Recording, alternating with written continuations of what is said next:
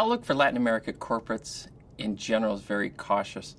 34 of the 50 largest high-yield issuers in Latin America are domiciled in either Brazil or in Mexico, and our outlook for those markets in terms of economic growth is rather tepid at this point.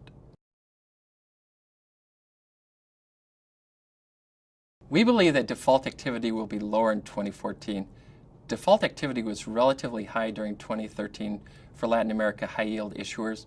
There were 6 defaults in the region. That was double the number of defaults as occurred during 2012.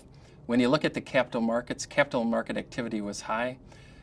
During 2013, during the first 11 months, the companies in Latin America tapped the international capital markets and raised about $57 billion of debt. High-yield issuers were a big component of that, raising about $20 billion of debt. If you're looking for areas of concern, it would be those small companies that are in the B category that don't have the capacity to issue bonds of $300 million or more. They've kind of been shut out of the market right now. In addition, we have a lot of concern about the Brazilian sugar and ethanol industry. Those companies are really struggling right now from a free cash flow perspective. So if you're looking for areas of default, it would be the small issuers or possibly the Brazilian issuers kind of in the sugar and ethanol industry.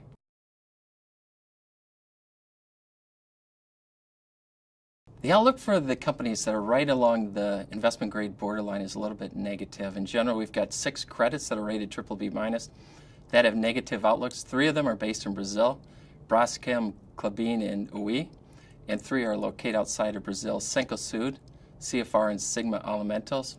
In contrast, only 2 corporates at the BB+ level have positive outlooks. They're Fibria and Mabe.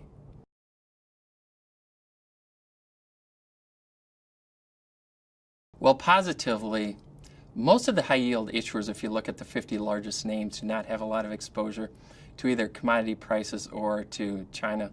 This is good news, as Fitch is projecting that economic growth in China will slow down to about 7% in 2014 from around 7.5% this year.